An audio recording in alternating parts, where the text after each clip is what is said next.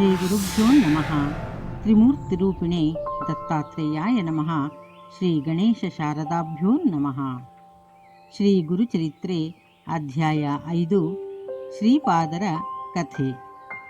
ಶ್ರೀ ದತ್ತಾತ್ರೇಯ ಅವತಾರದ ಕಥೆಯನ್ನು ನಿರೂಪಿಸಿದ ಸಿದ್ಧಯೋಗೀಶ್ವರರು ಮಹಾವಿಷ್ಣುವಿನ ಅವತಾರ ಕಥೆಗಳನ್ನು ಹೇಳಿದರು. ತನ್ನ ಭಕ್ತರನ್ನು ಉದ್ಧರಿಸಲು ದಶಾವತಾರಗಳನ್ನು ತಳೆದ ಭಗವಂತನು ಶಿಷ್ಟ ರಕ್ಷಣೆ, ದುಷ್ಟ ಶಿಕ್ಷಣೆ ಹಾಗೂ ಜಗತ್ಕಲ್ಯಾಣವನ್ನು ಮಾಡಿದನು. ದ್ವಾಪರ ಯುಗವು ಕೊನೆಗೊಂಡು ಕಲಿಯುಗ ಕಾಲಿಟ್ಟಿತು. ಆಗ ಬ್ರಾಹ್ಮಣರು ಆಚಾರರಹಿತರಾಗಿ, ಜ್ಞಾನರಹಿತರಾಗಿ ಸ್ವೇಚ್ಛೆಯಿಂದ ವರ್ತಿಸುತ್ತಾ ಇದ್ದರೆ, ಇತರ ವರ್ಣದವರು ತಮ್ಮ ಪರಂಪರೆಯನ್ನು ತೊರೆದು ಮನಬಂದಂತೆ ವರ್ತಿಸತೊಡಗಿದರು. ಹೀಗಿರುವಾಗ ಕಲಿಯುಗದಲ್ಲಿ ಭಕ್ತರನ್ನು ಸಲಹಲು ಶ್ರೀದತ್ತದೇವನು ಮಾನವ ರೂಪ ತಾಳಿದನು. ಈ ಅವತಾರದ ಕಥೆ ಹೀಗಿದೆ. ಒಮ್ಮೆ ಶ್ರೀ ದತ್ತದೇವನು ಪೂರ್ವ ದೇಶದ ಪೀಠಾಪುರ ಎಂಬ ಗ್ರಾಮಕ್ಕೆ ಆಗಮಿಸಿದರು. ಅಲ್ಲಿ ಆಪಸ್ತಂಭ ಶಾಖೆಯ ಆಪಳರಾಜ ಹಾಗೂ ಸುಮತಿ ಎಂಬ ಬ್ರಾಹ್ಮಣ ದಂಪತಿಗಳಿದ್ದರು. ಅತಿಥಿ ಸತ್ಕಾರ ನಿರತರೂ ದಯಾಪರರೂ ಆದ ಈ ದಂಪತಿಗಳು ಅನ್ಯೋನ್ಯವಾಗಿ ಬಾಳುತ್ತಿದ್ದರು. ದತ್ತದೇವನು ಅತಿಥಿ ವೇಷದಿಂದ ಆ ದಂಪತಿಗಳ ಮನೆಗೆ ಬಂದನು. ಆ ದಿನ ಅವರ ಮನೆಯಲ್ಲಿ ಶ್ರಾದ್ದವಿದ್ದಿತು. ಅದು ಅಮಾವಾಸ್ಯೆಯ ದಿನವಾಗಿತ್ತು. ಅಡುಗೆ ಸಿದ್ಧವಾಗಿದ್ದರೂ ಆಹ್ವಾನಿತರಾದ ಬ್ರಾಹ್ಮಣರು ಇನ್ನೂ ಬಂದಿರಲಿಲ್ಲ. ಆಗ ಬಾಗಿಲಲ್ಲಿ ನಿಂತ ಅಭ್ಯಾಗತನನ್ನು ಕಂಡ ಸುಮತಿಗೆ ಆನಂದವಾಗಿ ಆಕೆಯು ಆತನಿಗೆ ಭಿಕ್ಷೆ ನೀಡಿದಳು. ಇದರಿಂದ ಪ್ರಸನ್ನನಾದ ದತ್ತದೇವನು ಆಕೆಗೆ ನಿಜ ರೂಪವನ್ನು ತೋರಿಸಿದನು. ಆ ದಿವ್ಯ ಮಂಗಳ ಸ್ವರೂಪವನ್ನು ನೋಡಿದ ಸುಮತಿಯು ದತ್ತದೇವನಿಗೆ ಪರಮ ಭಕ್ತಿಯಿಂದ ನಮಸ್ಕರಿಸಿದಳು. ದತ್ತದೇವನು, ತಾಯಿ, ನಿನಗೆ ಬೇಕಾದ ವರವನ್ನು ಬೇಡು ಎಂದನು. ಪರಮಾತ್ಮನ ಮಾತನ್ನು ಕೇಳಿದ ಸುಮತಿಯು, ಹೇ ಜಗನ್ನಾಥ ಕರುಣಾಸಾಗರ, ನನ್ನ ಮನಸ್ಸಿನಲ್ಲಿ ಬಯಕೆ ಒಂದಿದೆ. ಅದನ್ನು ನೀನು ಈಡೇರಿಸು. ನೀನು ನನ್ನನ್ನು ತಾಯಿ ಎಂದು ಕರೆದೆ. ಇದು ಸತ್ಯವಾಗಲಿ. ಇದುವರೆಗೆ ನನಗೆ ಜನಿಸಿದ ಮಕ್ಕಳು ಮೃತರಾಗಿ 2 ಮಕ್ಕಳು ಉಳಿದಿವೆ. ಒಂದು ಮಗು ಕುರುಡಾದರೆ ಇನ್ನೊಂದು ಹೆಳವಾಗಿದೆ. ಆದ್ದರಿಂದ ಪರರ ಮಕ್ಕಳನ್ನು ನೋಡಿ ನಾನು ಹಿಗ್ಗಬೇಕಾಗಿದೆ. ದಿವ್ಯಜ್ಞಾನಿಯೂ ಜಗದ್ಗುರುವೂ ಆದ ಸುಪುತ್ರನನ್ನು ಪಡೆಯಬೇಕೆಂಬುದೇ ನನ್ನ ಬಯಕೆಯಾಗಿದೆ ಎಂದು ಪ್ರಾರ್ಥಿಸಿದಳು. ಸುಮತಿಯ ಪ್ರಾರ್ಥನೆಯಿಂದ ಪ್ರಸನ್ನನಾದ ದತ್ತದೇವನು, ತಾಯಿ, ನಿನ್ನ ಬಯಕೆಯಂತೆ ಲೋಕೋದ್ಧಾರಕನಾದ ಪುತ್ರನು ನಿನಗೆ ಜನಿಸಲಿದ್ದಾನೆ. ಆತನು ನಿಮ್ಮನ್ನು ಜ್ಞಾನ ಮಾರ್ಗದಲ್ಲಿ ಕರೆದೊಯ್ದು ಕ್ಲೇಶಗಳನ್ನು ದೂರ ಮಾಡಿ ಜಗದ್ಗುರುವಾಗುವನು ಎಂದು ವರ ನೀಡಿ ಅಂತರ್ಧಾನನಾದನು. ಸುಮತಿಗೆ ಪರಮಾಶ್ಚರ್ಯವಾಗಿ ಪತಿಯ ಮುಂದೆ ನಡೆದ ಸಂಗತಿಯನ್ನು ತಿಳಿಸಿದಳು. ಸ್ವಾಮಿ, ಇಂದು ಆಹ್ವಾನಿತರಾದ ಬ್ರಾಹ್ಮಣರಿಗಿಂತ ಮುಂಚೆ ಆತನಿಗೆ ಭಿಕ್ಷೆ ನೀಡಿದ್ದು ಅಪರಾಧವಾಯಿತೇ ಎಂದಾಗ ಆಪಳರಾಜನು, ಇದರಲ್ಲೇನೂ ತಪ್ಪಿಲ್ಲ.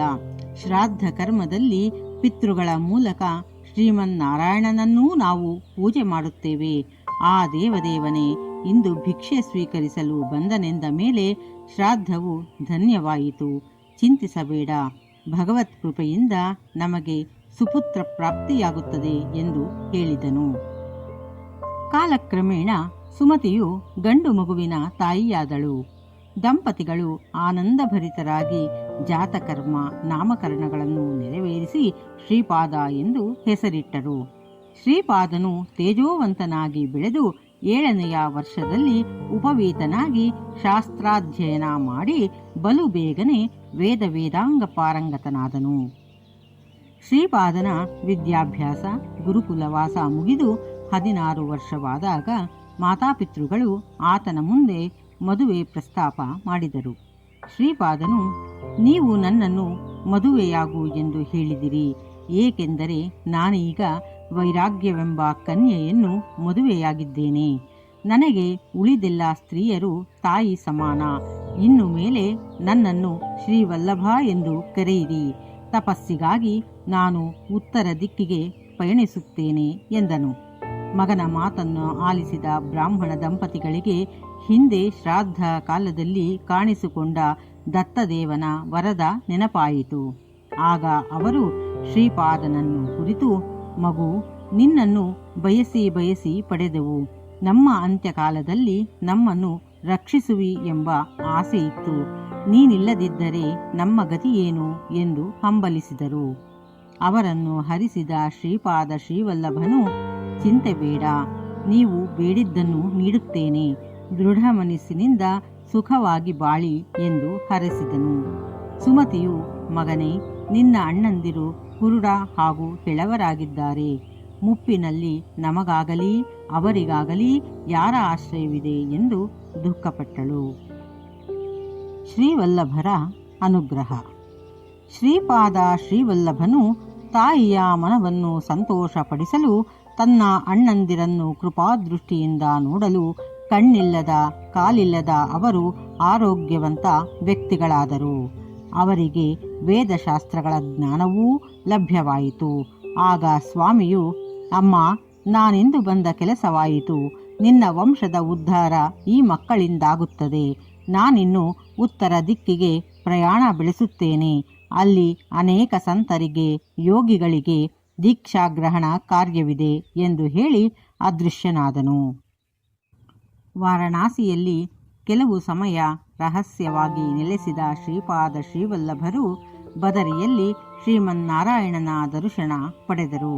ನಂತರ ಭಕ್ತರನ್ನು ಅನುಗ್ರಹ ಮಾಡಲು ತೀರ್ಥಯಾತ್ರೆಯನ್ನು ಕೈಗೊಂಡು ಯೋಗಶಕ್ತಿಯಿಂದ ಸಂಚರಿಸುತ್ತಾ ಪರಮ ಮಹಿಮಾನ್ವಿತವೂ ಪುರಾತನವೂ ಆದ ಗೋಕರ್ಣ ಕ್ಷೇತ್ರವನ್ನು ತಲುಪಿ ಕೆಲವು ಕಾಲ ಅಲ್ಲಿ ನಿಂತರು ಎಂಬಲ್ಲಿಗೆ ಶ್ರೀಪಾದರ ಕಥೆ ಎಂಬ ಶ್ರೀ ಗುರುಚರಿತ್ರೆಯ 5ನೆಯ ಅಧ್ಯಾಯವು ಸಂಪೂರ್ಣವಾಯಿತು. ಶ್ರೀ ಗುರುಭ್ಯೋ ನಮಃ.